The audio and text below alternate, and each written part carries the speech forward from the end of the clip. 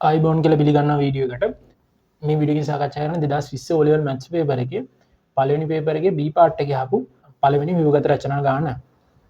මේ ගාන අහලා තියෙන භාග පාඩමෙන් මේ ගානට යන්න කලින් පොඩි දෙයක් මතක් කරන්නම්. මම භාග පාඩම සම්පූර්ණයෙන්ම ඩිස්කස් කරපු වීඩියෝ එකක් channel එකට අප්ලෝඩ් කරලා තියෙනවා. ඔයාලට පුළුවන් ඒක බලලා භාග පාඩමේ අඩුපාඩු සම්පූර්ණ කරගන්න. එහෙනම් මේ වීඩියෝ එකෙන් බලමු මේ ගාන හදන්නේ කොහොමද? ඒ වගේම මාකින් ස්කීම් එකට අනුව මේකට ලකුණු වෙලා තියෙන්නේ කොහොමද කියලා. ගාන කියන ධාරිතාව ලීටර් 5ක් වන භාජනයක් පැණිබීම් වර්ගයකින් සම්පූර්ණයෙන් පුරවා තිබුණි. එහෙනම් මෙන්න මේ ගානේ සම්පූර්ණ ඒකකය තමයි. ඒ කියන්නේ භාගවල අපි ඒකකයක් ගන්නවා කියලා කියනෝනේ. ලීටර් 5 තමයි සම්පූර්ණ ප්‍රමාණය. කියන්නේ මෙන්න මේ භාජනය ගත්තාම මේක සම්පූර්ණයෙන් පිරුණාම ලීටර් 5ක් වෙනවා. එයින් 10න් 3ක ප්‍රමාණයක් සංග්‍රහ කිරීමට යොදා ගන්නා ලදී. එහෙනම් සංග්‍රහ වලට වෙන් කරගෙන තියෙනවා 10න් 3ක් මුළු ධාරිතාවෙන්. රෝමි ලක්කම් 1 අහනවා සංග්‍රහ කිරීම සඳහා කොටසක් යොදා ගැනීම පසු ඉතිරි වූ පැණිබීම ප්‍රමාණය භාජනයේ ධාරිතාවෙන් කවර භාගයක්ද? ගානේ හොයන්න තියෙන්නේ දැන් ඉතුරුලා තියෙන ප්‍රමාණයනේ. ගානේ ඔයා ගන්න ඕනේ භාජනයේ මුළු ධාරිතාව 1යි කියලා. සම්පූර්ණ ඒකකේ ඒකනේ. එකකින් අඩු වෙන්න ඕනේ සංග්‍රහ කටයුතු වලට වෙන් කරපු 10න් 3ක ප්‍රමාණය. දැන් භාග සංඛ්‍යා අඩු කිරීමක් තියෙන්නේ. මෙතන පොදු හරය 10 ගන්න. මෙතන පොදු හරය 10 හදාගත්තට පස්සේ මෙතන 10ට එකේව 10 එක් වරක් 10 10යි. මෙතන 10ට 10 1යි එක් වරක් 3 3යි. 10න් 7ක් විදියට රෝමි ලක්කම් 1 උත්තරේ ලැබෙනවා. රෝමි ලක්කම් 2ට යම් වාජනයේ ඉතිරිව තිබූ පැණිබීම් ප්‍රමාණය 7න් 5ක් බෝතලයකට වත් කරන ලදී. එහෙනම් මුලින් මේක ලියාගමුකෝ. බෝතලයට වත් කරපු ප්‍රමාණය ඉතිරියෙන් 7න් 5ක්.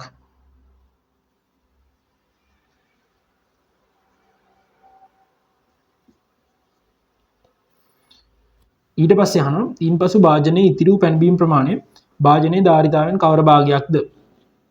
හරි මුලින්ම අපි බෝතලයට වත් කරපු ප්‍රමාණය හොයාගෙන ඉමුකෝ. ඒක කියනවා ඉතිරියෙන් 7න් 5ක් කියලා. දැන් ඉතිරි ප්‍රමාණය හොයාගත්ත 10න් 7යි කියලා. එහෙනම් 10න් 7යි. මෙන්න මේ ඉන්න අකුරෙන් කියන්නේ ಗುಣ කිරීම කියලා මම භාග පාඩමේදී පැහැදිලිව කියලා දුන්නා. එහෙනම් ಗುಣ කිරීම දාගන්න 7න් 5යි.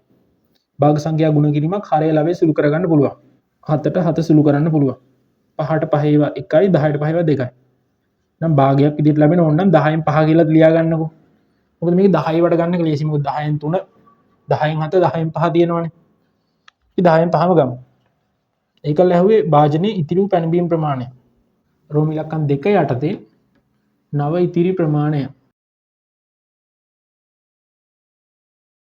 ඒක හොයන්නේ බෝතලේ මුලින්ම ඒකක එකක් කියලානේ අපි ගත්තේ. සම්පූර්ණ එකක් තියෙනවා.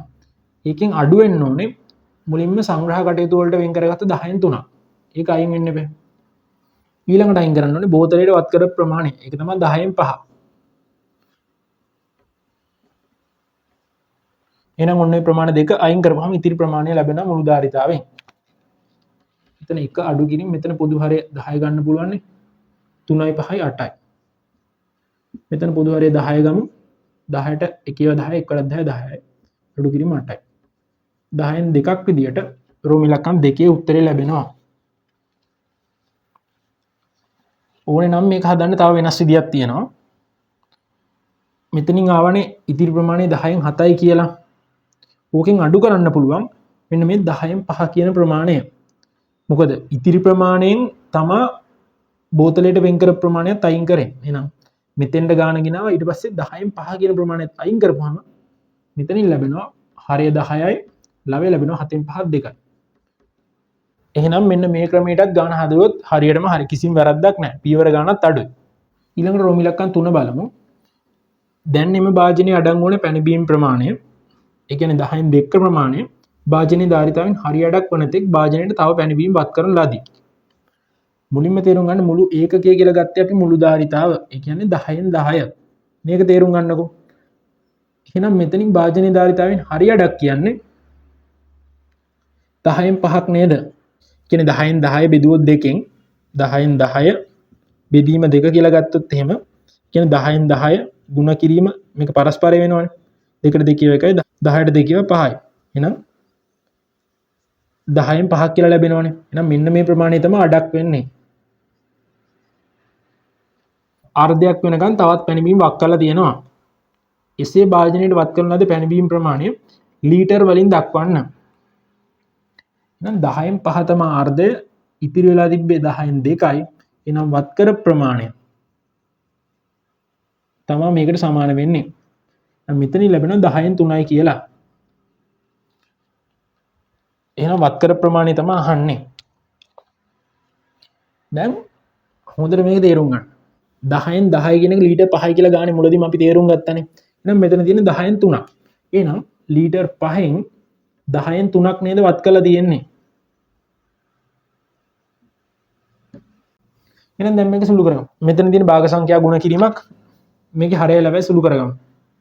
එහෙනම් දැන් මේක සුළු කරගමු. 5ට 5 1යි 10ට 5 2යි.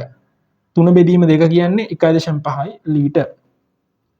එහෙනම් වත් කර ප්‍රමාණය 1.5යි ලීටර් කියලා හොයාගන්න පුළුවන්. එහෙනම් මේක තමයි අන්තිම උත්තරේ. මම හිතනවා රෝම ඉලක්කම් 3ම හදපු විදිය පැහැදිලි ඇති කියලා. දැන් බලමු කොටස් වල ලකුණු වෙන් වෙලා තියෙන විදිය. රෝම ඉලක්කම් 1 මෙන්න මෙතෙන් එක ලකුණයි අවසන් උත්තරේ 10න් 7 ගන්නකොට එක ලකුණයි විදියට. රෝම ඉලක්කම් 1ට ලකුණු 2යි. රෝම ඉලක්කම් 2 මෙන්න මෙතෙන් ගන්නවට එක ලකුණයි. ඊට පස්සේ මෙන්න මෙතන 1 කියලා ගන්නවට එක ලකුණයි. මෙන්න මේ කොටසට එක ලකුණයි. ඊළඟට අවසන් උත්තරේ 10න් 2 ගන්නවට එක ලකුණයි විදියට රෝම ඉලක්කම් 2ට ලකුණු 4ක් දීලා තියෙනවා. ඊළඟට රෝම ඉලක්කම් 3 මෙන්න මෙතෙන්ට එක ලකුණයි 10න් 3 ගන්නවට එක ලකුණයි ඊළඟට මෙන්න මේ ගුණිතයට එක ලකුණයි අවසන් උත්තරයට එක ලකුණයි විදියට රෝම ඉලක්කම් 3ට ලකුණු 4ක් දීලා තියෙනවා. එහෙනම් ඔන්න විදියට ලකුණු 2යි 4යි 4යි විදියට රෝම ඉලක්කම් 3ට ලකුණු 10 බෙදලා තියෙනවා. මම හිතනවා ගාන හදපිටිය පැහැදිලි ඇති කියලා. මොන හරි අපැහැදිලි දැනක් තියෙනවා නම් කමෙන්ට් එකක් දාලා අහන්න. මම අනිවාර්යයෙන්ම උත්තරයක් දෙන්නම්. ඔයා මුලින්ම බලන්න මේ ගන්න මම 2020 ඉඳලා ඉස්සරහට පාස් පේපර්ස් අවුරුදු සේරම ටික ඩිස්කස් කරලා තියෙනවා. ඔයාලට පුළුවන් ඒවත් බලලා වගේ අඩුපාඩු ටික සම්පූර්ණ කරගන්න. එහෙනම් මේ වගේ තවත් අලුත් වීඩියෝ එකකින් හම්බෙමු.